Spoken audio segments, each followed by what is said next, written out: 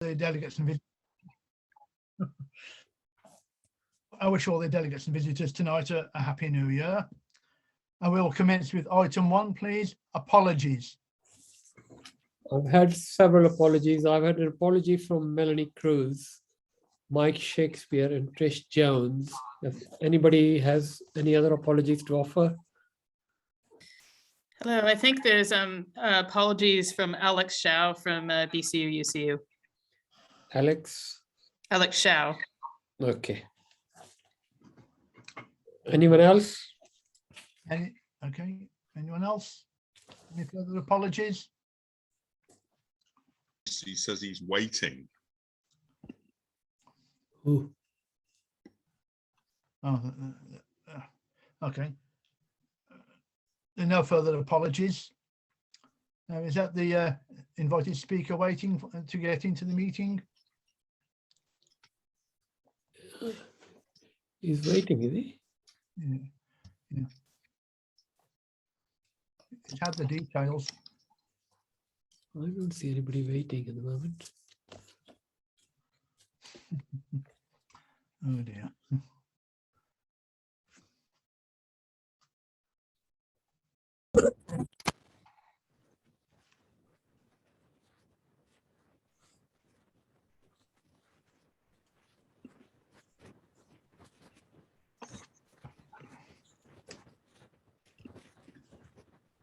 There was only one person waiting. That's Dave Maruto. I've just acted. Okay.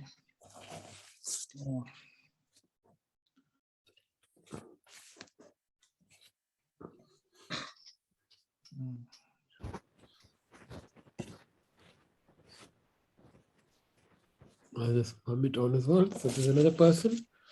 I don't see anybody waiting, Stuart.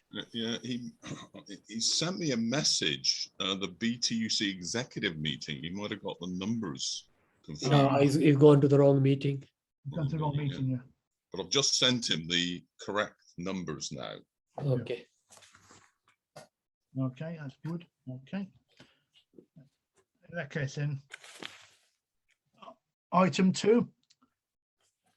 Any new delegates? Yeah, we're coming to that now. Item 2. Have we any new delegates tonight? Any new delegates?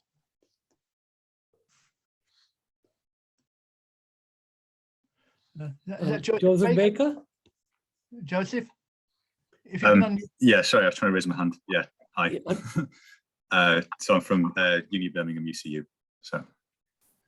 Okay. Can you give us a bit more detail about yourself? Of course, yeah. So a little bit of background. I'm doing a PhD. I've been involved with UCU for a few years now. I'm also their anti-casualisation officer. Good, yeah. Looking at issues around casualisation but at the university, I guess.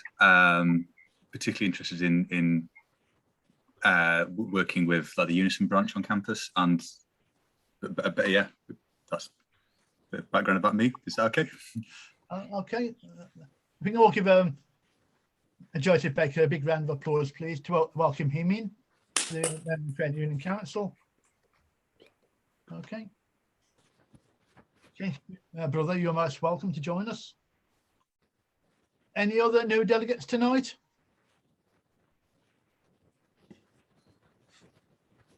Have we no other new delegates tonight? No. Okay. So we have one new delegate tonight. Okay. Now, with the guest speakers tonight, we've had a slight delay. The one speaker we had invited never replied at all, but John Rees should be coming. He should be coming fairly soon. Now he's got the right passcode and entry details. But what I propose to do now, if we move on to item 4, correspondence, we'll come back to the guest speakers fairly soon. Okay. Naeem, can we have the correspondence, please? Yeah, well, I've had a correspondence from the National Pensioners Convention, because if you remember, at the last meeting of the delegates meeting, we agreed that we will affiliate ourselves to the National Pensioners Convention. So I think if we go as a branch for national organization like the BTUC, I don't know whether that will be correct, we'll have to pay £50 for joining.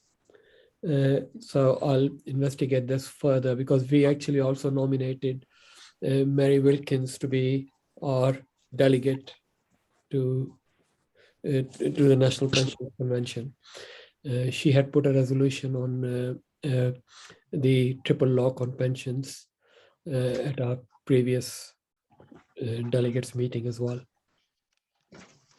Okay. So that was from them. We also received a newsletter from Worcester TUC, which was forwarded to us by Coventry TUC. It was as an example of a good newsletter.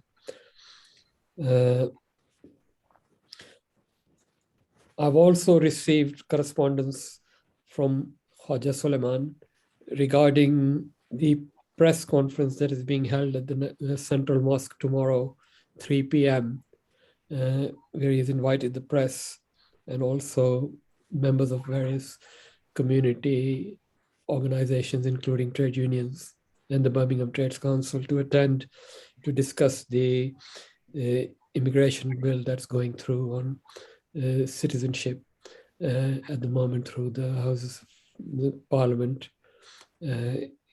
It's a bill that is going to make our immigration policy even more racist than it already is. So it will be worth people attending if they can. I don't know whether Suleiman is here and if he wants to add anything. Okay. It will be at the Central Mosque and it will be 3 p.m. Is there any further correspondence? No, that's it. That's it. Okay. Suleiman, are you there, Suleiman? If you can unmute.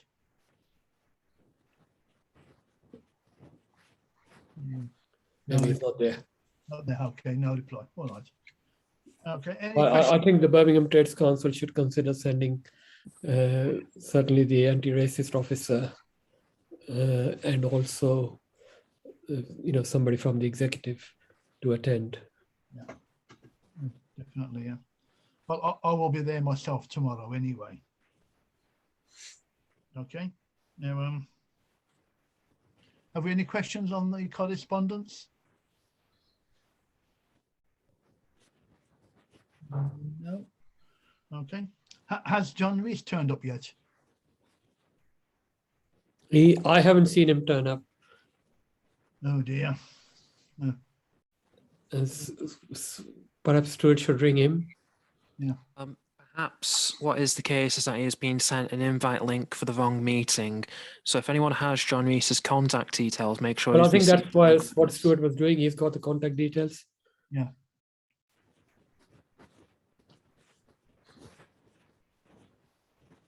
Yeah.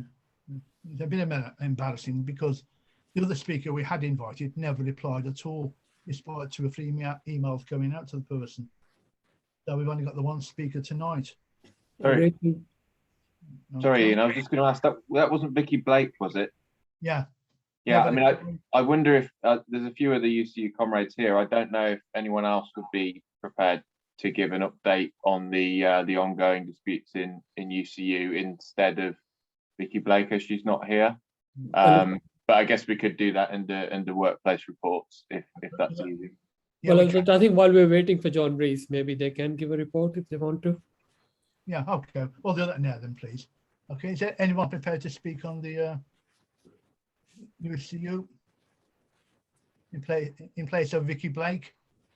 Throwing someone in at the deep end a bit, because I guess no one was necessarily expecting to give an update, but I know there's a few people here who are well equipped to do so from either BCU or University of Birmingham. Okay. Well, you can have a further chance further down the agenda anyway, so there's no problem. So don't feel like being dropped in at the deep end, but we are embarrassed tonight that the one speaker we have got hasn't yet turned up. Oh dear. Shall we? No, we'll move on. Okay. Can we move on to Oh, John Rees is here.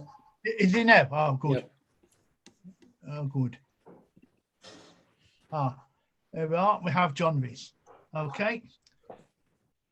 Can I apologise? I sent in the wrong number. Okay. Well, we're only human. At the end of the day, we're only human. Okay. Actually, Stuart. Okay. If in that case, can we now invite John Rees from the Stop the War Coalition to give us an update on the Julian Assange campaign and developments around the world and defence treaties and what have you. Okay. Okay, thanks very much, and thanks for the invitation to update you. The situation really has been shaped by the appeal court decision at the end of last year, which overturned the original decision in the magistrates court in the United States favour. So in the magistrates court at the beginning of last year, it was decided that Julian Assange was simply too unwell, at risk of suicide, if he were to be extradited to the United States and put into the American prison system. That's the decision which the United States appealed and successfully appealed at the end of last year. So just to talk you through what that now means in terms of the legal process, it means that Julian Assange's lawyers have now applied to have that decision reviewed by the Supreme Court. So to try and challenge the successful appeal by the United States. The Supreme Court has some discretion about whether or not it hears appeal cases or not. So it could say that it doesn't want to hear the appeal and that the extradition should go ahead, or it could say that it will hear the appeal, and in which case Julian's lawyers will be able to put a case to the Supreme Court that he shouldn't be extradited. So that's where we are at the moment. We're awaiting the decision of the Supreme Court about whether or not it will hear the appeal. Outside the narrow legal process, in the same sort of time frame that appeal was being heard, there were some important developments. So there was a very well researched story on Yahoo News that the CIA had, while Julian was in the Ecuadorian embassy, developed a plan to either kidnap or assassinate him should he come out of the Ecuadorian embassy. And that has important legal ramifications, because it means that the institution in the United States, which would be, for instance, in charge of his terms of imprisonment were he to be extradited, was the very same institution, the CIA, that had developed a plot to either assassinate or to kill him. There was also a development in which the main prosecution witness in the original trial came forward and said that he had purged himself and that the evidence that he gave in the original hearing was untrue. So there were two important developments which undermined the prosecution case during the last 6 months or so. I would say the political effect, although it was a legal defeat, clearly, to have the appeal overturned by the appeal court, I think the reaction to that was actually to bolster political support for Julian. So there was a very, very strong editorial in The Guardian, and indeed sympathetic press coverage across the mainstream press about that decision, and not just in this country, in Australia and in some other countries as well. There's been some movement in the United States. The squad of MPs, including Ilhan Omar and AOC, made statements supportive of Julian for the first time, and there was both a significant reaction from major figures in Australian politics as well. So it's incredibly unfortunate, obviously, first and foremost for Julian himself. He's just passed the 1,000-day mark in Belmarsh prison. Remember, he's not been convicted of anything. He's a remand prisoner. He's simply there because the legal process is taking so long. This is now his third year in a Belmarsh high security high security prison. What that means for the campaign, I think, is this, that we have to try and focus that additional level of support that's emerged since the appeal court decision, and to try and make sure both that the case is heard in the Supreme Court and that the Supreme Court comes up with the right decision, the decision not to extradite him. Gareth Pearce, Julian's solicitor, always says that every court case is won 50% in court and 50% in the court of public opinion. We're in the business of winning the case in the court of public opinion. I think we're a lot further forward than we were, say, 3 years ago when all this began, but we've still got a lot of road to run. So that's my update of where the case is at the moment. Okay. Anyway, John, anything further to add on developments around the world? On I think that's pretty much the overview. Overview. Okay, fair enough then. Okay, we have. Now, if you want to raise a question, John, put your little blue hand in the participants box, please. The first one, I believe, is from iPhone. Who is iPhone? The person by the name of iPhone. Who is that, please? Can you, Naila, is it? Naila, can you raise your question, please, with John? If you can unmute yourself and raise your question, please. Put your question to John. Hello, hi, I hope you can hear me there. Sorry, I've just joined. I've just been sent the wrong ID number. So I've just been resent it, the correct one. Okay, so I just heard a quick summary of what John Rees has stated about the campaign. And this has been 3 years that Julian Assange has been in detention in Belmarsh prison. So I just want to ask a quick question in regards to the appeal, in terms of any progress regards to what further action will, he'll be taking to the appeal against the decision by the High Court for the extradition. So what's the next step, or what, any further protests in mind, or any further meetings in regards to moving forward on this issue? Okay. John? Okay. Yeah, well, as I was saying, the lawyers have lodged an appeal with the Supreme Court, and we're waiting the Supreme Court's decision about whether or not they will hear that that further appeal. And of course, when we know the court schedule, we'll be announcing protests. We've got some online meetings coming up in the course of the next month. Okay. Now, we have two more questions. The next one is John Tyrrell. John, if you can unmute, please. John Tyrrell. Thank you. Okay. Yeah, you talk about the court of public opinion. I'm not quite clear what support there is in Parliament as a whole. I mean, I imagine the Tory party. I'm not sure where the Labour Party is as a whole. I mean, I know there are individuals who've made points, but what kind of support is there within Westminster?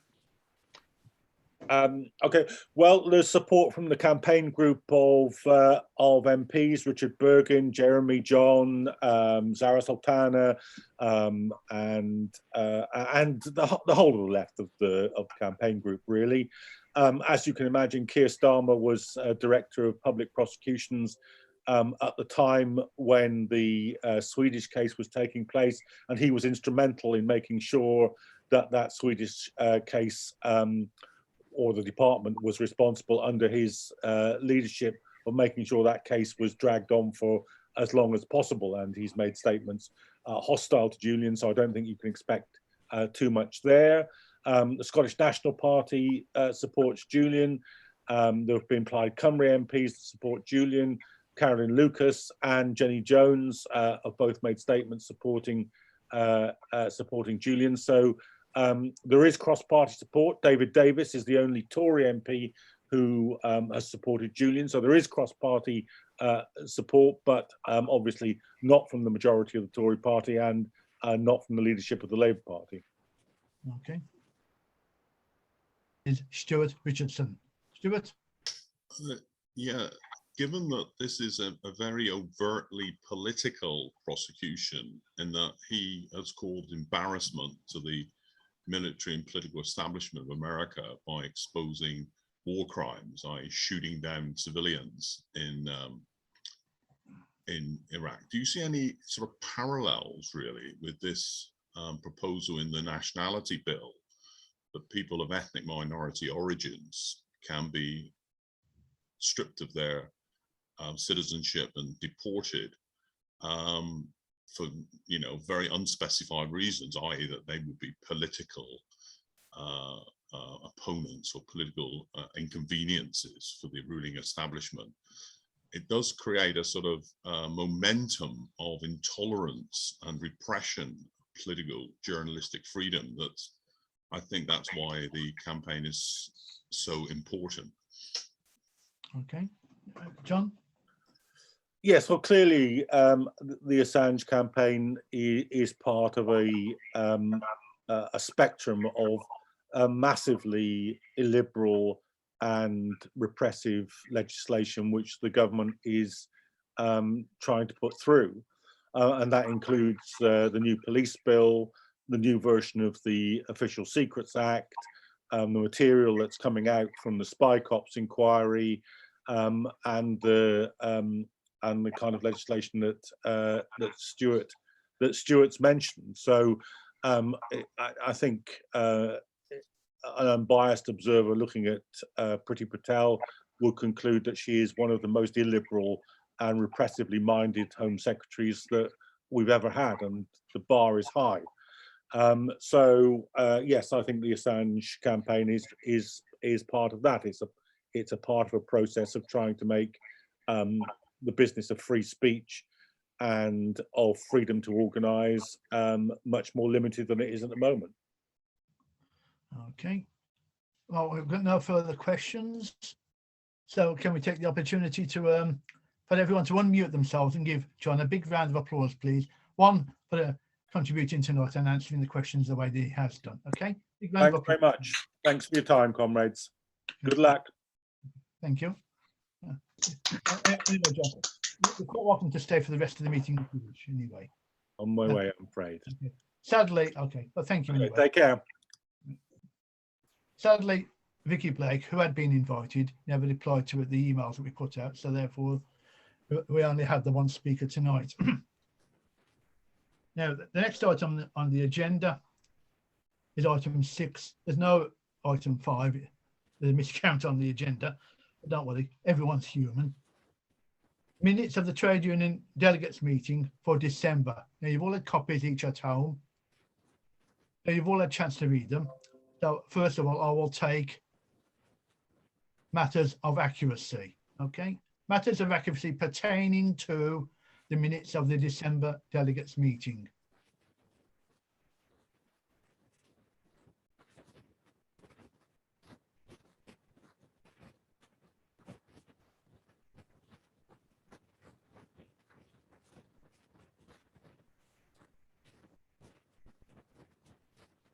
Okay, any matters of accuracy, anyone?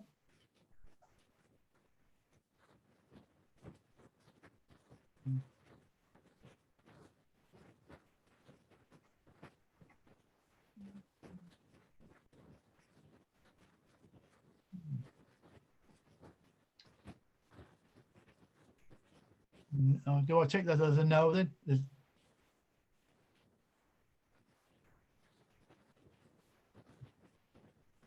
No, okay. And again, Ian, I didn't quite hear it. Could you repeat what you're saying? In that case, then no one's raised any queries or questions about the accuracy of the minutes. Okay, right. Case, I'm never ready to move. Is anyone prepared to move the minutes then as a true record of the December delegates meeting? Joseph Ward, Pam Bishop. Okay. So, Sure. okay. So those minutes are never true record. Now, do we have any action reports from those very minutes of the December delegates meeting? Anything to report, action reports on those minutes of the December delegates meeting? Okay. Now, you can raise your hand in the participants box so I can see. Yeah, okay. We'll start with Pam Bishop, please. Pam? Yes, I just wanted to refer to the matters arising, item 6A about the GoFundMe. I noticed that this has only had £55 or £75 raised to date, and wondered how well it has been publicised and whether it could go onto the BTUC website. Okay. Naim, if you can unmute, please. Naim. I think there is an item to discuss under this later on within the executive minutes. So I'll highlight what is actually happening with that. GoFundMe was one way of raising the funds. There were others which have made some progress. So I'll discuss that when we discuss some of the other matters arising from the executive minutes. Thank you. Okay. The next question is Mary Wilkins. Mary, unmute, please. Thank you. Item 6B on the health and care bill. Just a quick update. The integrated care system is coming in July. There is still time for labour movement activists to try and mitigate some of the worst excesses. It's a carte blanche for privatisation, attack on staff pay and conditions. It's a root and branch attack on the NHS as we know it, and a privatisation charter. It's anyone who would like to join Birmingham Keep Our NHS Public to be part of the campaign against this bill and to continue to work for fair pay for health workers and to campaign for the NHS proper funding and so on, is very welcome to join. The next meeting of Birmingham KOMP is on February the 2nd by Zoom at 7 p.m. So please contact me if you would like the details. This is, it's the same old thing. You either do something or you lose it. And I think it's everyone here has a reason to be very proactive and to get their branch proactive in resisting this incredible attack. Thank you. Okay, thank you, Mary. The next question is Stephen Griffith. Stephen? Chair, is it appropriate to raise a question on point 3 of the agenda? Recommends that the climate job book be distributed to BTUC to affiliates of the Trades Council. No, we're talking about matters arising from those minutes, not the agenda. That will be discussed under the executive minutes, Steve. Okay, thank you. Okay. Okay. The next question is finally Stuart Richardson. Stuart.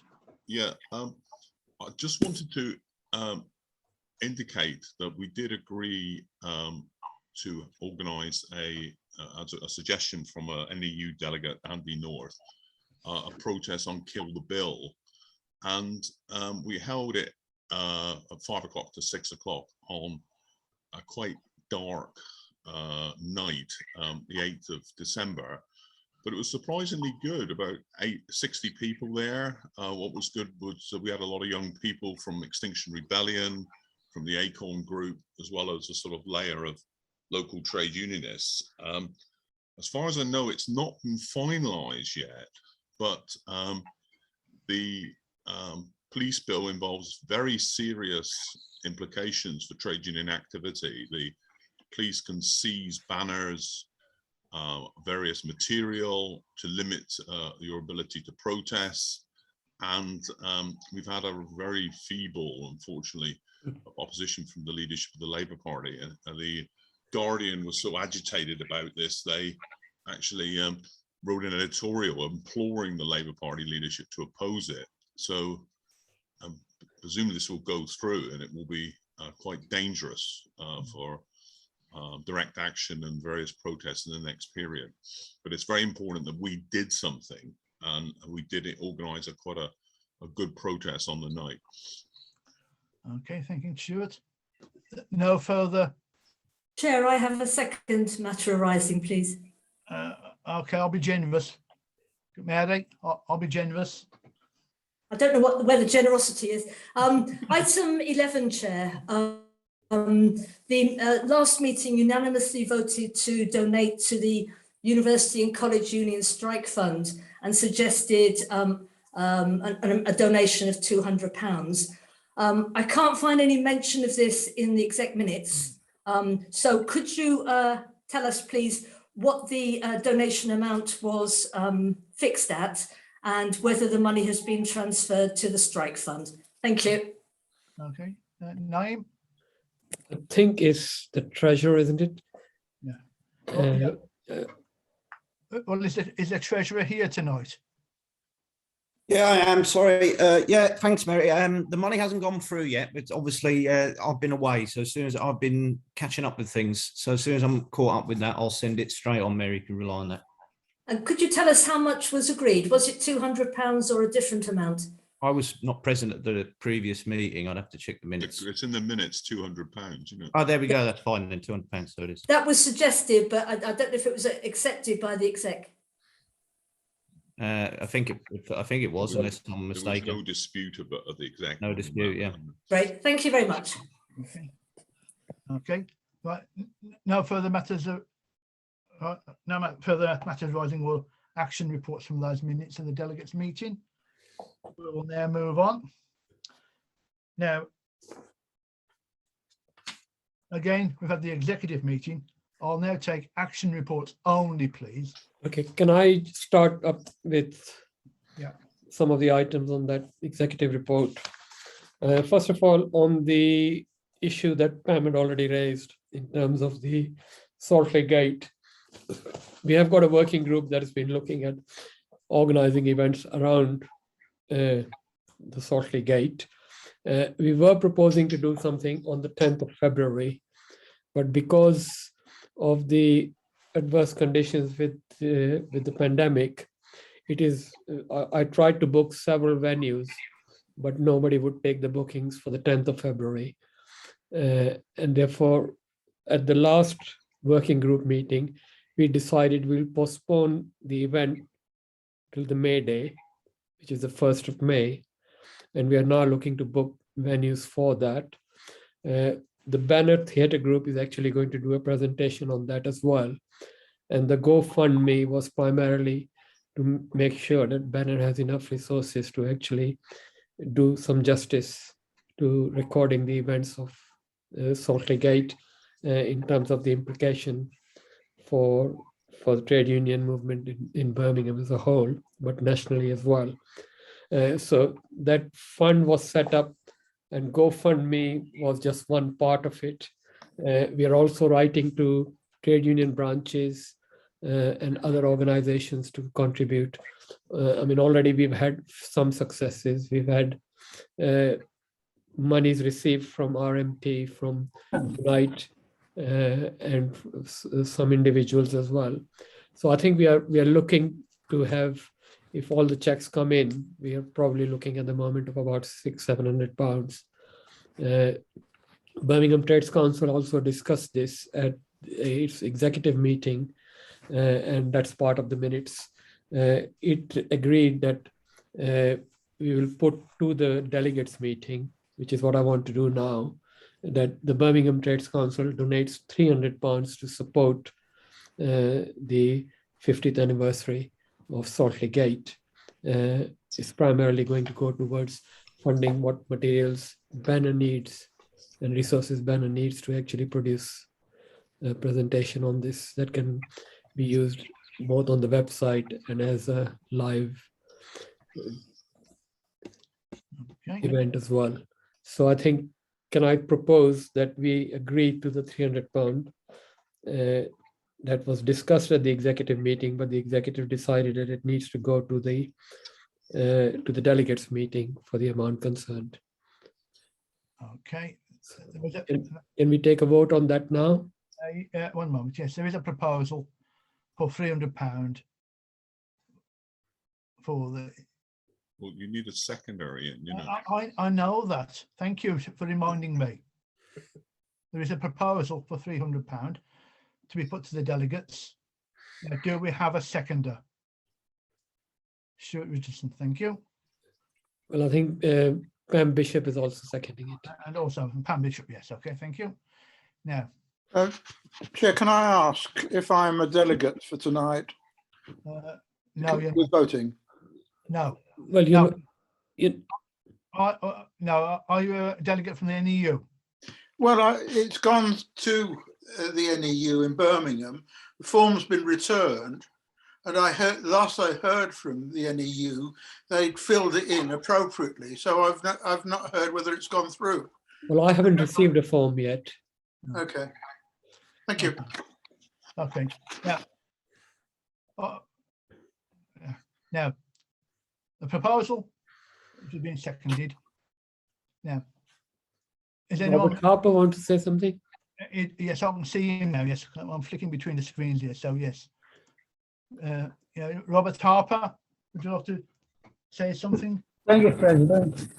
Speaking to the motion, Musicians Union delegates, I'm one of the dwindling number who are actually there in the week leading up to the closure and on the closure itself.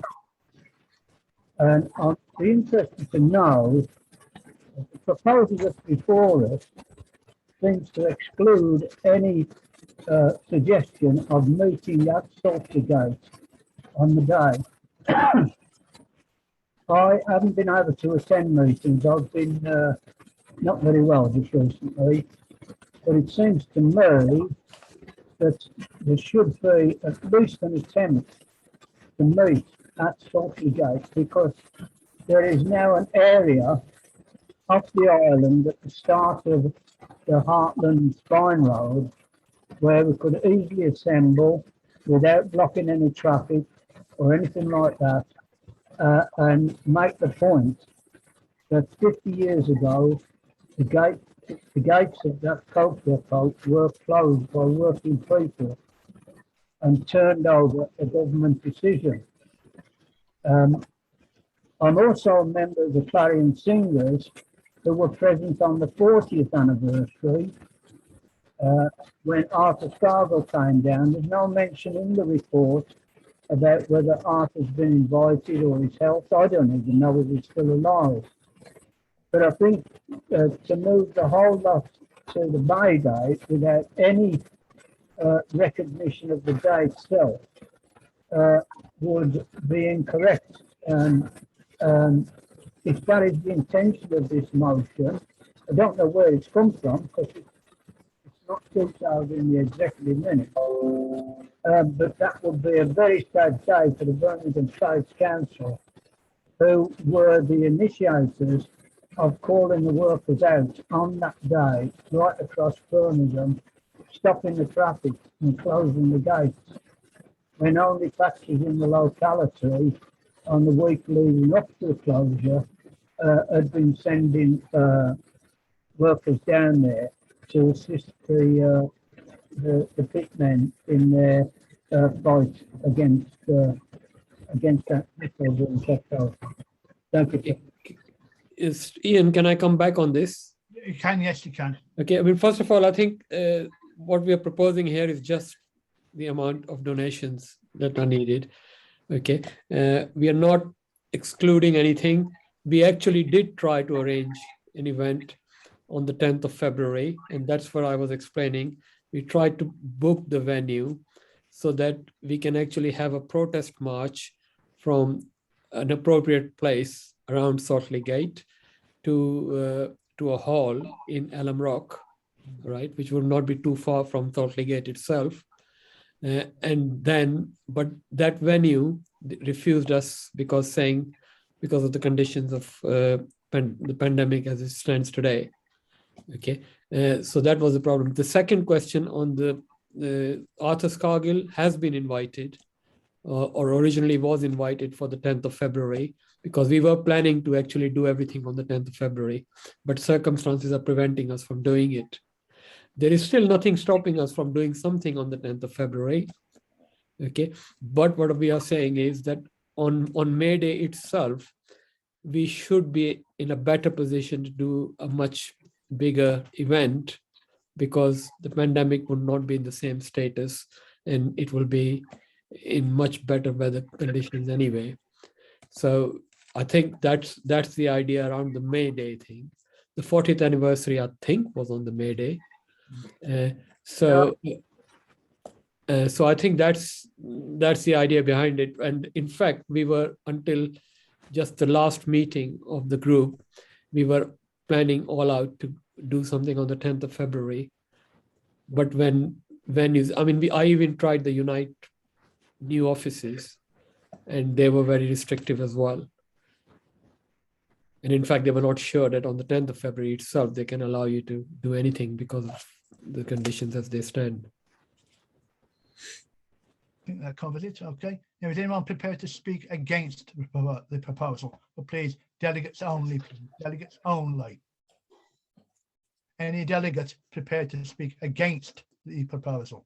Hello, I'm not speaking against, but I just have a couple of questions just to help, just to kind of better understand really. Like, can you just say a little bit more about kind of what the purpose of the event is and what it and what it's intended to achieve, and also how is it relevant to the present day and sort of present day workers' struggles? Naeem? Okay, well, I mean, I think its relevance, it's a very significant event in the history of the trade union movement nationally, let alone in Birmingham. Okay, so it is the basis on which the National Union of Mine Workers won a very extensive pay rise. Right, it was the basis on which the trade union movement went on to challenge Edward Heath's government, and it is in fact an example of how the working class struggles can unite together to lead to a victory. Is probably the most relevant thing we can point to under the present circumstances, because we are facing a similar situation in terms of our working conditions, in terms of employment and everything else. So, I mean, I think the example of what Salt Lake Gate has to offer is history. It needs to be remembered, not only for looking at the past, but also to see what relevance it has for our current day situation. This trade union movement is existing for a couple of 100 years now, and I think we are part of that struggle. And the Salt Lake Gate was a key victory after the general strike. Okay. Now, I did point out earlier, anyone prepared to speak against the proposal? Do we have anyone prepared to speak against? Can I propose we move to the vote? Yes, we will move to the vote because no one has indicated. Okay. Now, please, delegates only, please, delegates only. All those delegates, please. Now, remember to put your little blue hands in the participants box. All those delegates only who are prepared to vote for the £300 to go to the so, okay. It's 22 so far. That's 23, 24, 25, 26, 27,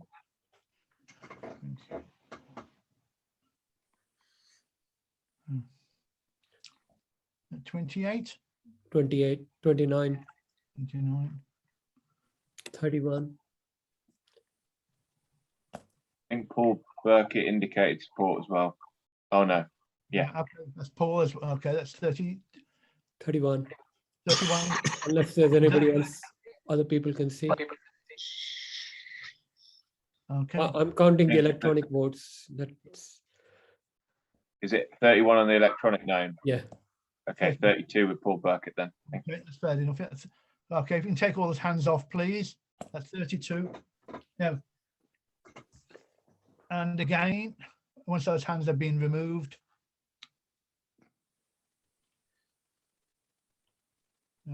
remove the hands.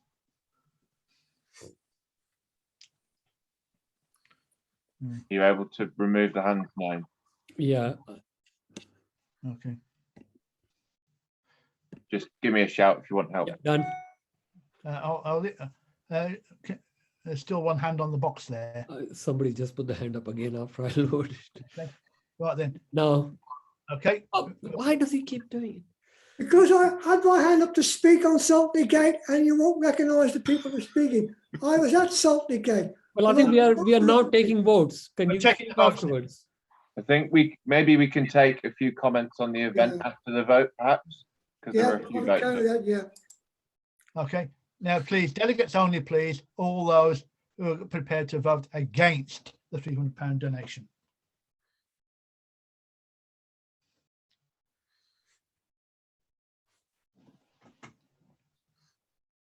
I can't see any votes. I can't see any votes. Is Okay, anyone zero. raised? So no. Okay, we'll check that there's no votes against. And likewise, delegates only. Will you please remove your hand? Yep, I will do. Now, please, delegates only, please. Those who are prepared to abstain. Stuart, are you abstaining? No. No, I was indicating the speech. Take your hands off, please. Please remove all your hands, please. Okay. Delegates only, please. All those who are prepared to abstain on that vote. Abstentions. One abstention, I think. 1, 2.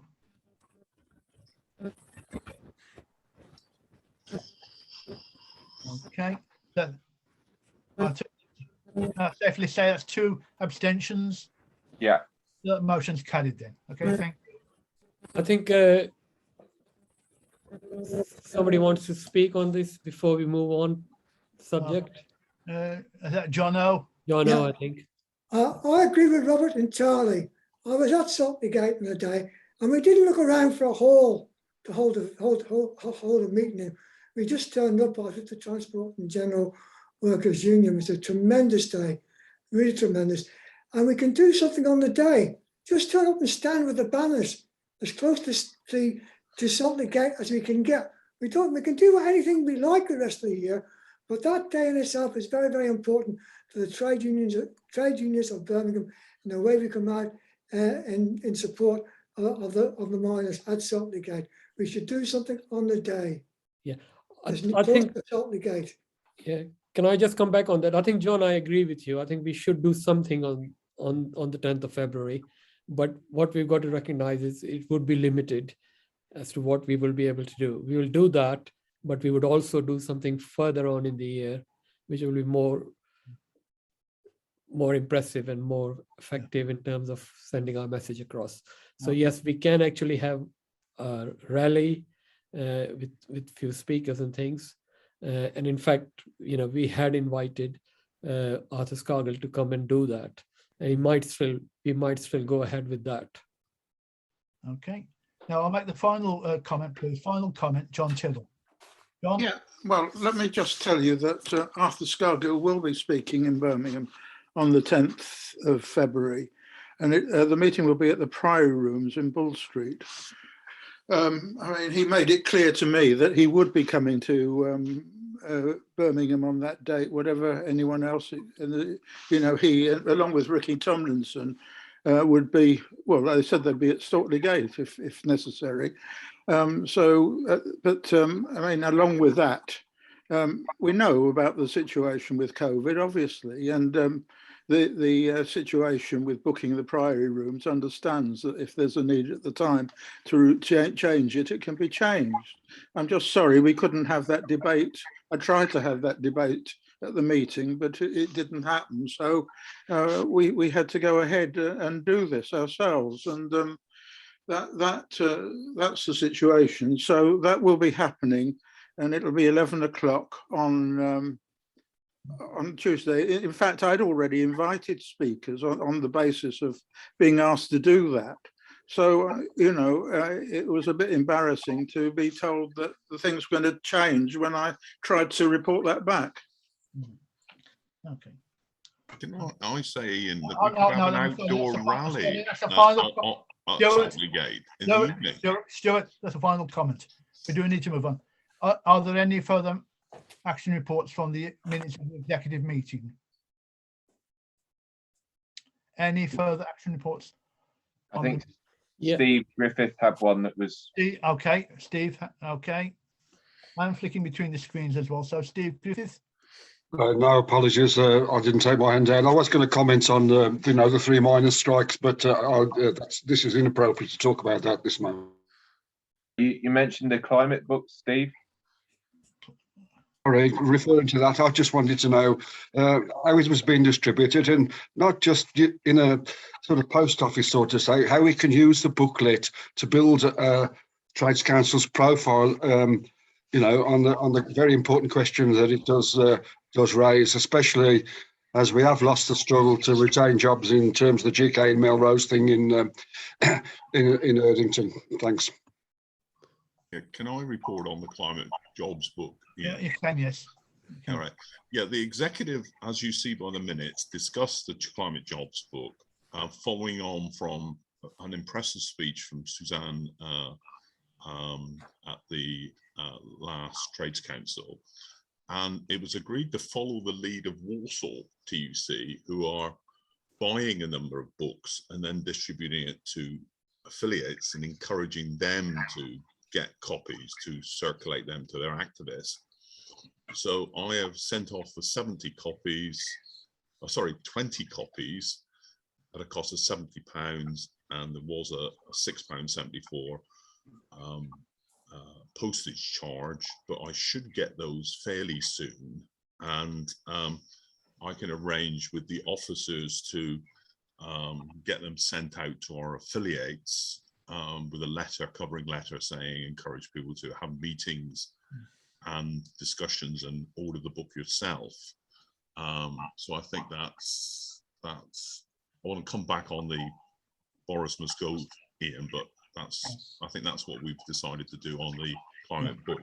There is a public meeting that we did agree to sponsor on with Friends of the Earth on the 31st of January, 7 o'clock at their premises, and as a Zoom meeting as well. And George Romeo is being invited, as well as I think an important speaker from Glasgow, where they've done a lot of work on retrofitting working class houses to try to make the whole question of climate change relevant to poor working class people. Okay. Any further action reports from the minutes of the executive meeting? Yeah, I wanted to report on the Boris Must Go. We did organise from the executive support with other organisations, again, Extinction Rebellion and a couple others, a very quickly convened Boris Must Go protest. This was a bit smaller than the Kilda bill, probably about 30 or so, but it was a very dense shopping area, so the loudspeakers was able to address lots of working class people who went by. And I've also put in a claim for, because we didn't collect the £38 fee for that, although we made a surplus on Kill the Bill.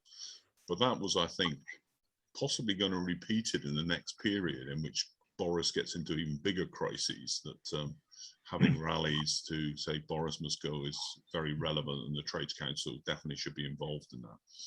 Okay. Okay. Now, if you want to raise questions, you either put your hand in the participants box where I can see it, or switch on your videos where I can see your hand raised. And please, no caustic comments on the chat lines, please. Now, we are trying to be fair with people. Now, be fair with the chair and be fair with the secretary, please. Now, who is Martin? Martin? Which one are you? Martin who? This is Martin Hoare from Unite. The caption shows me to be Martin Hoare from Unite. I merely commented that I raised my hand in the chat box to speak on something. So that's just a statement of fact. Yeah. I've refrained from simply speaking out of turn. Yeah. Thanks. Okay, noted, but Zoom meetings are difficult at the best of times. No, that is universally recognised. So it's not anything deliberate on our part, but obviously it does help if you switch on your videos and raise your hands as well as. So once we get you attract our attention, we can have your chance to speak. Okay. Right. Now, no further action reports on the minutes from the executive meeting. No. In that case, then can we then move on to officers and other reports, please? Officers and other reports. Do we have any officers' reports to be? I think there's a workplace report, isn't it, from UCU? That'll be coming down next year. There's no officers' reports tonight. Okay, nothing indicated in the box, and I can't see any hands raised because no, because I'm flicking between screens as well as. Okay, we've got 45 people in attendance tonight as well, so it's 3 screens that I need to look at. Okay, in that case, we'll move on to the next item, important workplace reports. Okay, Naeem? I think it's the UCU person was going to give us a report. Okay, fair enough, yes. Anyone from the USTO prepared to give us an update on the situation pertaining to the... Yep, I can go for it. For some odd reason, my camera isn't working, but I can talk anyway. Okay. So first, I'd like to say, extend my hopes for a fantastic new year at BTUC. Anyway, let's get rolling. So as was mentioned at the last council meeting, UCU is currently engaged in a dual national dispute over pensions, as well as a campaign we call the 4 Fights, which cover workplace discriminations and pay and condition, as well as casualisation. Since the last update we gave, branches have gone out on strike for 3 days in December, including the local branches, the University of Birmingham branch and the Aston branch. Turnout in the pickets has been very encouraging, stronger turnout than 2019 strikes, and both branches are involved in both disputes. In terms of progress, not much has been announced nationally yet due to the Christmas break, but UCU is still engaged in negotiation partners over at USS, UUK and UCEA to deliver a deal. The University of Birmingham branch in particular, we saw brilliant turnout from student supporters, as well as wider unions in the area, such as Unite, and those of us here from BTUC, which is great to see. So the window for the dispute opened on December the 1st, however, it's a long window as it closes on May the 3rd. So for the entire duration of that period, branches that passed the ballot are engaged in action sort of strike, and we will see further physical strike dates announced in the near future. So I'll give you a tiny bit of context on the dispute since not everyone will be aware of it. So there's 2 parts, you've got USS and 4 Fights. So USS, the pension scheme that many universities use their pension payment plan. And in 2020, it was announced that there would be a revaluation of the scheme. The outcome of the revaluation made clearly, unclearly calculated and patently untrue shortcomings in funds based on the date of the valuation, choosing one of the lowest dates in market history as the base for the estimation. End result of that is that many working in higher education on this scheme are seeing estimations on the total value of the pension drop from anywhere between 10% to eye-watering rates like 35%, which is just absurd. Considering this is work already tendered and money already paid into schemes, it's a downright insult to UCU members and anyone working in higher education on the USS scheme. On the 4 Fights issue, it covers a wide number of issues. There's pay, where we've been recently offered a sad and pathetic 1.5% pay increase, which is below the rate of inflation. Pay at higher education has been below the rate of inflation since at least 2009, which has led to a long-term decline of about 17 to 20% in terms of how much we're paid. Casualisation fits into one of the 4 Fights in the 4 Fights scheme. As many of the workers in higher education on casual contracts that have fixed term agreements, and that accounts up to half of all teaching staff in higher education, myself included, and over 2/3 of all researchers, all in these dreadful insecure contracts where they don't know if they're going to be working in 8 months. Additionally, there are race and gender pay gaps in the workplace. Higher education institutions are still lagging on the commitments to the gender pay gap. 15.1% gap over gender, which UCU estimates won't be closed for 2 decades, while the University of Birmingham branch is a bit worse, it's more close to 20%. On racial pay gaps, institutions intentionally refuse to divulge this information because they're not legally obligated to. but UCU estimates this sits around 17%. Now, as you might expect, these pay gaps generally stack. You're going to have a worse outcome than a white man in the sector who's more likely to have closer to equal pay deal, but you're also far less likely to be casualised. So as you can tell from all this, UCU has good grounds to be engaged in a dispute, and we'd like to thank UCU for all the support we received. Sorry, not UCU. We'd like to thank BTUC and all the wider unions in the area, Unison, Unite, particularly the local Unison branch over at University of Birmingham, for all the support we've received and the commitment locally here for a donation. The dispute is still far from over. We'll need to continue calling on wider support from the city in the near future. And as always, UCU is willing to return that favour by supporting other striking workers. In solidarity, Carl Jones, UCU delegate. Thank you. Okay, thanking Carl for that contribution. Any questions for Carl? Any questions for Carl? Yeah. There's Okay. people raising their thumbs, whether that means they're raising. No. No. Okay. But we have Martin Hoare, who has indicated about the United Bins dispute. Okay, Martin Hoare. Yeah, thank you. I gave written notice of this yesterday. The Unite members at Coventry City Council Bins have been on strike for 2 days. This is in response to the council's failure on the 4th of January to agree to any proposals to lift the staff out of poverty pay.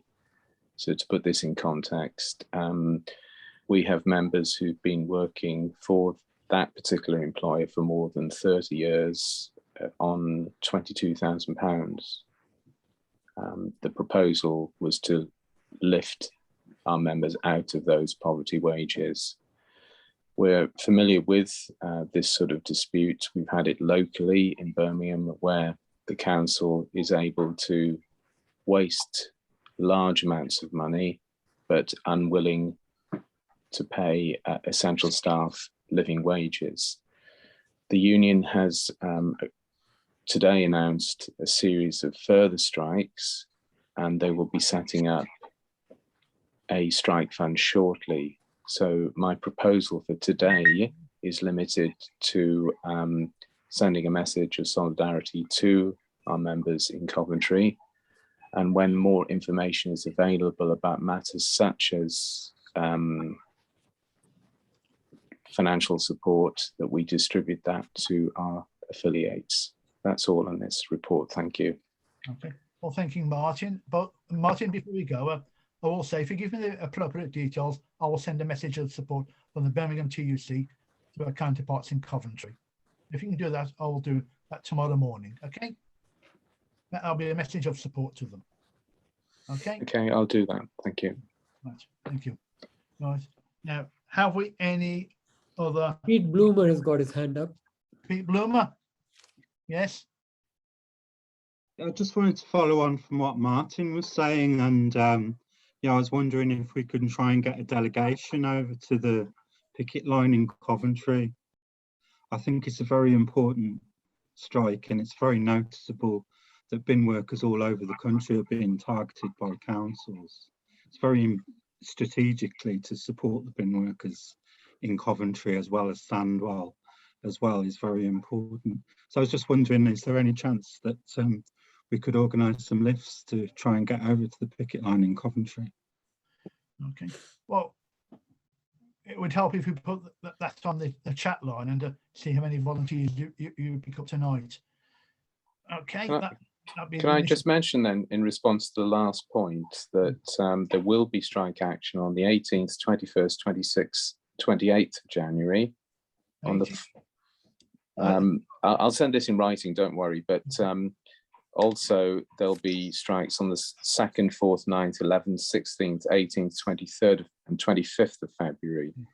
So there will be opportunities to show support to the strikers. And I agree with Pete that we should go over there and we should take the banner. Thank you. Okay. Yeah, okay. So can I ask Martin to repeat those dates actually? Because he did it very quickly.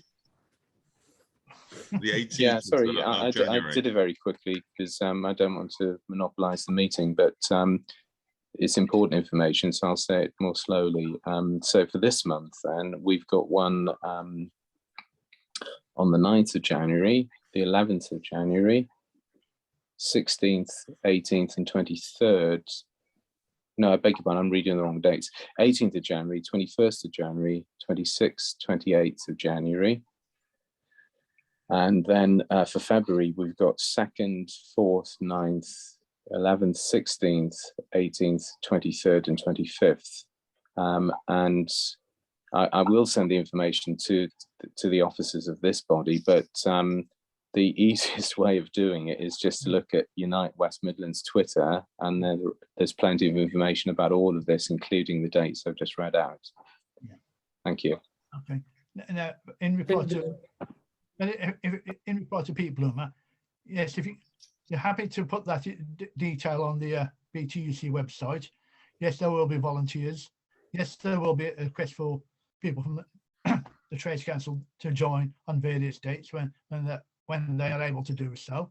And if you want to put your comments on the chat line tonight and see if any volunteers to pick up with you to take to Coventry, then fair enough, that'll be all to the good. Okay. Okay. Yeah, and just to say, it's that getting a lift over there, because you've got to get there so early.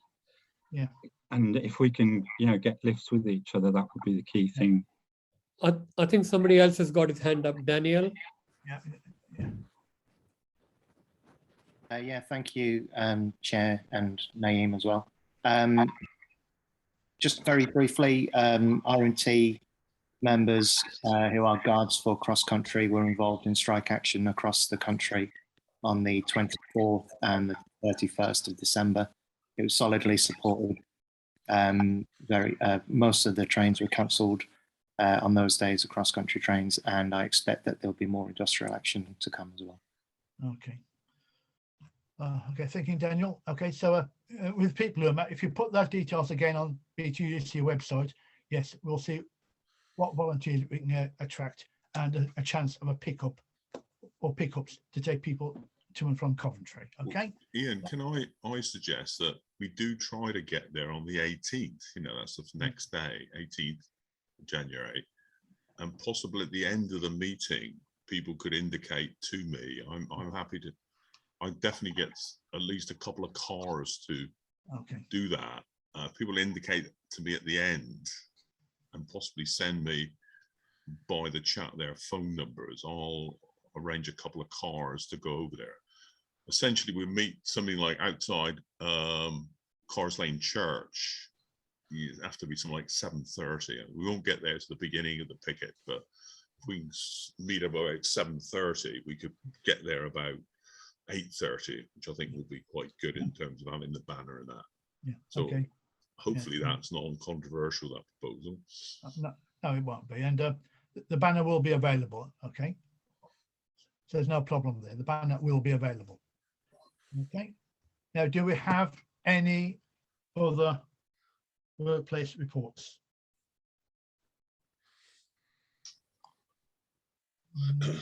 No. Do I take that as a no? There are no hands raised, nothing on the chat line. No, okay. In that case then. We come to the Any other business? Any other business? Any other business? I think, unless anybody else has got any other business, the only other point that was raised with me was the information that was sent to me on the press conference being organized for tomorrow, 3 p.m. at the Central Mosque against the changes to the immigration law and the bill that is actually going through the Parliament at the moment. Okay. And that's at 3 p.m. Okay. Can I speak on this, Ian? I think it's a very important event. I mean, this is a lot of ethnic minority communities, and I don't know if Solomon would like to say something, are really in fear that anybody with a foreign-born mother or father is eligible to have their citizenship revoked and therefore deported. And they don't even have to give you proper notice or any justification, you know. And we did support a protest and helped finance a coach outside Downing Street on the 19th of December. Very important campaign. I know Mohammed Suleiman has been on to the regional officials of Unison who've indicated they're supporting this and willing to pay for the leaflets. He's convened, with the collaboration of the Central Mosque, a news conference at 3 o'clock. I think it's very important we have somebody representing the Trades Council, whoever is elected the president tonight, etc. Somebody should represent the Trades Council at that event. And I think he is going to get the BBC and one or two people there. The Trades Council has got a long history of supporting ethnic minority workers going back to the 1950s. And I think it's very important. So I think I'd like to move that we do officially support this campaign and this press conference and send an official representative to it, and hopefully support any of the protests that they're actually engaged in the coming period. Okay, right. Any further ARB? No. Okay, Well, Ian, before we move on, we invite Mohammed Suleiman to say a few words, you know. Well, Mohammed, would you like to say a few words? Yes, thank you, Chair. Just want to know, tell the participant that this bill, new bill, border and nationality bill, has passed through Parliament, has gone to House of Lords. Yesterday there was a debate, and some amendments to this bill has been proposed by some member of House of Lords, but the government is very determined to pass this bill as it is. What Home Secretary is proposing or seeking powers is behind our understanding, because Home Secretary already has a power to remove somebody's citizenship and nationality, but they have to inform the person, and also the person has the right to appeal. But those two rights under the new proposal are being removed, so the Home Secretary can take anybody's citizenship and nationality at any time and send back to the country that person hasn't been for years and years. So there's a lot of fear, within communities. I mean, I'm from Kashmiri community, but the Sikh community, Muslim community in general have a lot of fear that even if you go back, for holiday, somehow the rumors are spread that, your nationality can be taken and you won't be able to come back. So I think this bill has created a lot of fear. So that's why we are having this press conference tomorrow to address this and also seek support from trade unions and of course Labour Party itself, that, this bill, especially this section which deals with the nationality and citizenship, I think should be withdrawn and not supported, in the House of Commons and in the House of Lords. Okay, thank you, Suleiman. Okay. I've got two other hands up. That's Mamit and Pete Bloomer. Okay, Mamit first then, please, Mamit. Hi, sorry, I'm sitting in the dark, so I don't think putting my camera on would be very useful. Just to say two quick things on PCS. I completely slipped my mind. PCS is going to consultative ballot across the civil service, so that's the civil service departments and the non-departmental government bodies that are attached to them.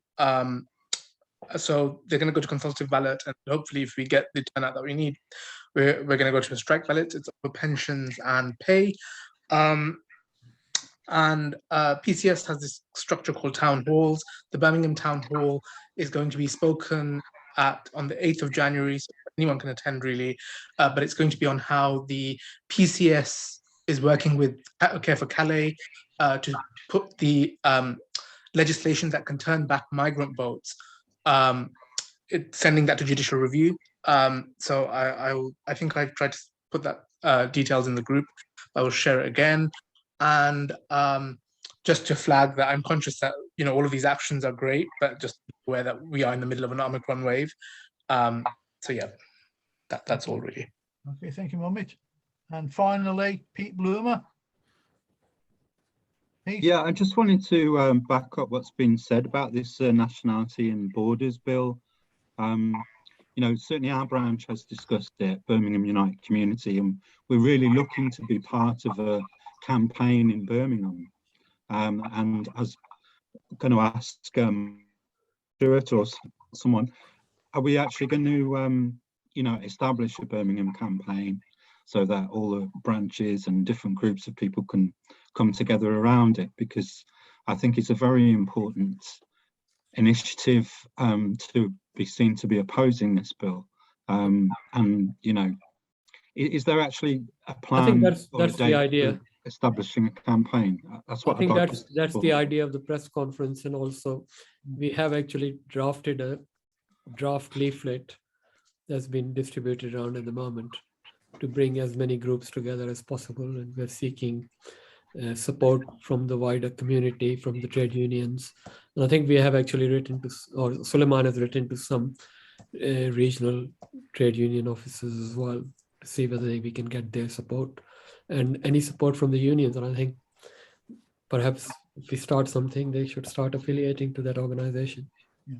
Okay. Okay. Let's start the ball rolling. Okay. Mm-hmm. Okay. Right. Now, no further ARB. Well, Final Ian, I did propose, I don't know if there's need to be a vote, that we do officially support this press conference as the Trades Council. Is that under ARB? Well, it's following up from the discussion, and I did propose that. Yeah, but you cannot have proposals under ARB. That's in the Constitution. Sorry. But the initiative is tomorrow. We'll be supporting that initiative tomorrow. There'll be speakers there tomorrow from the Trades Council, and it'll be a matter for the executive as well to support and subsequent developments from trade union affiliated trade union branches. Okay. So, right, without any further ado, can we now move on to? Well, I think Martin has indicated, you know. Don't test my patience, please. Don't. Well, let Martin speak if he's got his hand up. Is that Martin Hall? Martin, yeah, it's Martin Hall from Unite 6030. It's not on this. My question was going to be: are we going to have a report on our elections at this meeting? It's the next item on the agenda. Which is the final item. That's the final item on the agenda. Okay. Now, can we now move to item 12, please? The final item on the agenda, the report from the scrutineers on the elections for 2022. Yes, thank you, Ian. Keeping everyone in suspense with the agenda there. I see, as ever, the BTUC meetings keeping everyone in suspense. So I've got a report here, which myself and Daniel are here, two of the scrutineers. Melanie was unfortunately unable to make it. I'm just going to read through the report of the results, and then obviously myself and Daniel are here as well, if there were to be any questions about it. So I'm just going to, can I share my screen, please, Naeem? Is that okay?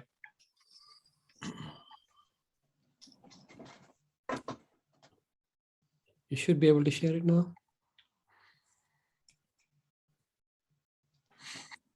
Hopefully everybody can see that. Yeah. Yep.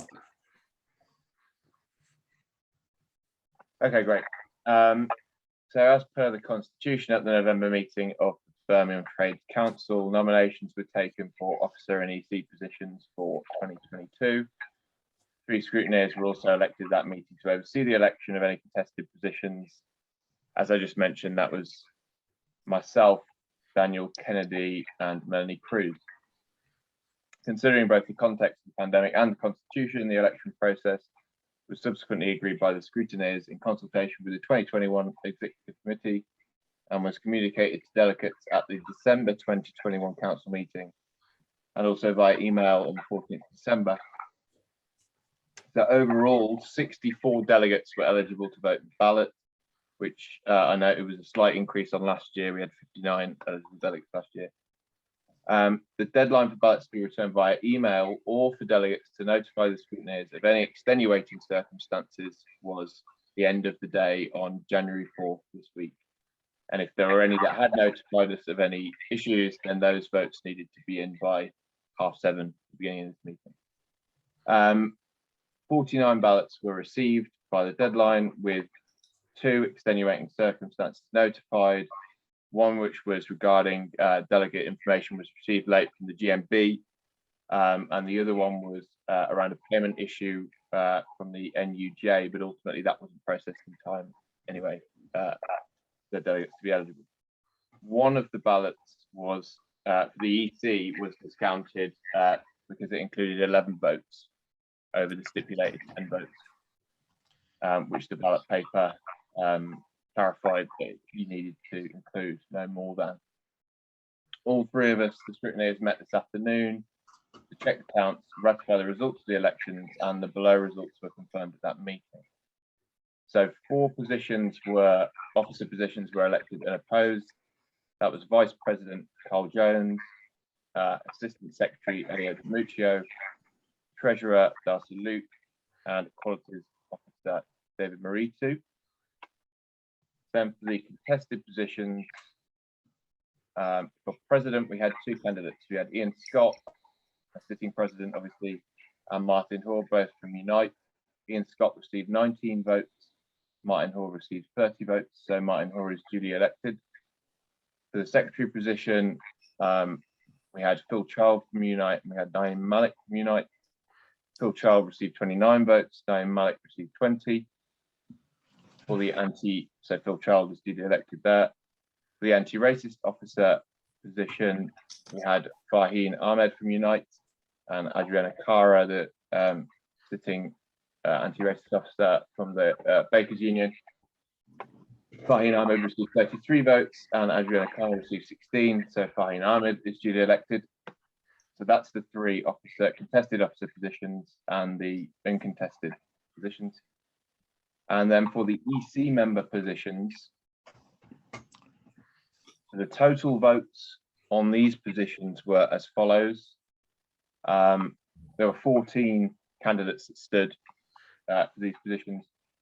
Pat Collins from RNT received 42, Kath Christian from Unite received 37, Kirsten Falkert from UCU received 34, Lucy Baines from the Artists Union received 33, David Bailey from UCU received 32, Stephen Booth from Unison received 32, Alison Dingle from Unison received 32, Rory Shannon from Unison received 32, John Kelsey from Unite received 29, Mark Holland from Unite received 26, Stephen Griffiths from Unite received 22, Mandy Buckley from Unison received 20, Sarah Tevisham from Unite received 18, and Stuart Richardson from the NEU received 18.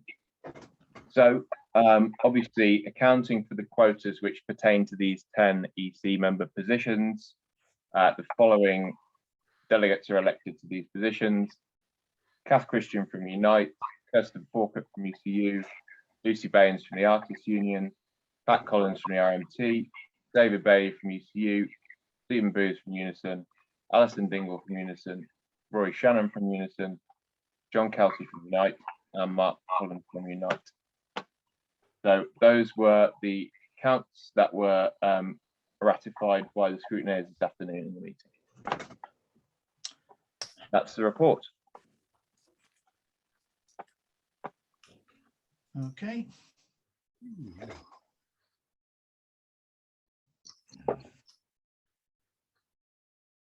Are you all happy to accept those results?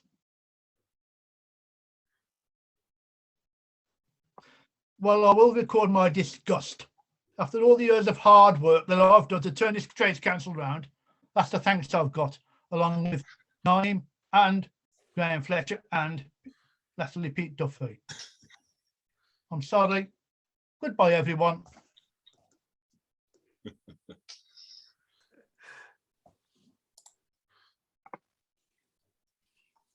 Well, the test is, Ian, how the executive is going to function. You know, we need to continue their active work in terms of the kill the bill, which I'm not sure is going to be continued, but it'd be interesting how the new executive run things and start organising protests. But anyway, that we'll see in the year. Sorry to cut in here. No, I got my hand up. No, it's because we don't have a chair. I was going to volunteer the chair. Can we have the chair, please? Can we have the new chair? Yeah, we need a new chair. If the chair's been elected, he should be conducting the meeting. Martin presumably would be the chair as the president of the organisation. Would you like to take over, Martin? If not, I can do the honours. It's up to you. Well, I can speak, but I don't have any of the controls. So just on the outcome, I think we should record thanks to all the officers who've served, and in response to Ian's point, that's a democratic process, and it's not a question of discuss, because members have voted as they're entitled to vote, and I think that what we now need to do is simply try to organise maximum support for the disputes we've talked about this evening, and we need to have an exec meeting as soon as possible to begin doing that, and that's all I'd say. Thank you. I don't think there is any other business for the meeting to determine, and the exec should simply convene a meeting as soon as possible. Thank you. The exec meetings are supposed to take 10 days before the next delegate meeting. So there's a yearly schedule agreed on that basis, which is a Monday the week before the delegates meeting itself. So that's in the constitution, and it's a calendar that the last executive agrees. Yeah. If you don't have the controls, Martin, I'm happy to just chair the remaining contributions as we've got, if other people are happy. Well, with actually, that. the chair doesn't need the controls because Ian doesn't. No, I didn't think, yeah. Okay, well, I wasn't aware of that. Are there any other matters to be discussed this evening? We've got Can I put my hand up? Can I just say something? Yeah, sure. I just wanted to say, well, thanks to the officers who've, done such a good job, but also congratulations to everybody that's been elected. And I think, everybody here wants to get behind them and, make this a really successful year for Birmingham Trades Council. So, I think it's congratulations to those who've served us so well in the past, but we just look forward to a good year with the people who've now been elected, which is, we're all pleased to see. Okay, thank you. Are there any other comments that members wish to make? Daniel Kennedy and Kirsten Falkett and as well. Okay, if those two people speak in that order, then please. Thank you. Yeah, just taking my scrutineer's cap off, and purely as a delegate, I understand that these results mean that there'll be quite a significant change in the leadership or the officers. So could we perhaps encourage the incumbent officers to maybe have a handover meeting before the next executive committee, so that they can kind of hit the ground running and have everything that they need in order to participate in that meeting? Okay, that seems to be a sensible proposal. Can I just take the next person who wanted to speak, please? Yeah, hi there. Again, congratulations to everyone who's been elected, and thanks for all the hard work of those who've served before. But I just noticed that Mary put something in the chat asking for the new EC to introduce themselves. I don't know if we have time for that, or maybe this is better done with the next meeting, but I just wanted to flag that up. Okay, thanks. I think that's probably best done at the next meeting. And are there any other matters that haven't been raised so far, please? Yeah, Martin, I did indicate that I think it was very useful, since there seemed to be general agreement that a representative of the Trades Councils is at the press conference at 3 o'clock tomorrow at the Central Mosque. Since you're now the elected leading official, the president, I don't know whether you can make it. Obviously, you might have work commitments, but I think it'd be quite useful here to agree a representative from the Trades Council to be present at that. I think there would seem to be general agreement. This is a very important campaign, and it's very important for us to be in solidarity with ethnic minority communities. But so can one of the leading officers or somebody agree to be there tomorrow, 3 o'clock at the Central Mosque? Okay, well, I think that's a sensible proposal. Is there any one who's able to attend that tomorrow? I'm going to be in work at that time, but is anyone able to attend? Could people please indicate if they are? We've got Farheen Ahmed's also got a hand up. Okay, so Farheen, do you wish to speak? Yeah, I mean, I think we wanted to discuss a transition meeting at some point, but that's fine. I'm happy to try and attend the meeting tomorrow, if you don't mind sending me the details, Stuart. Okay, is that agreed then, that Farheen attends to represent the Trades Council at the meeting tomorrow? Agreed. If there's no other general business, I suggest, if it's possible within the terms of this Zoom meeting, to for the officers who have been elected to just stay behind to discuss the next business of the Trades Council. Other than that, I would thank all the delegates for attending the meeting. So I suggest that we take that course of action unless there's any other proposal. There is one problem with it. I am the host and I am not on the executive anymore. I'm sorry, just to Okay. interject, you can transfer the host over to somebody else. You can make someone else the host in Zoom. Yeah, So you if can you do click that and on then the leave the three meeting. buttons next to their name, you should be able to pass it over. If you want, you can just pass it to me, Naeem.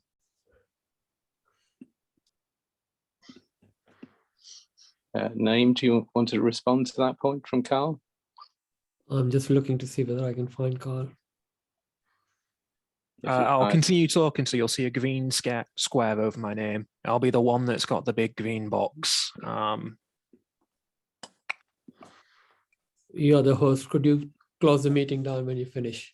Okay, And I'm thank you for that. leaving. I will do. And Sorry, thank you for just your work, to, Naeem. sorry, just to interject, because it's a transition meeting, would it make sense to just to see whether or not what sorry, ignore me. So, apologies. Okay.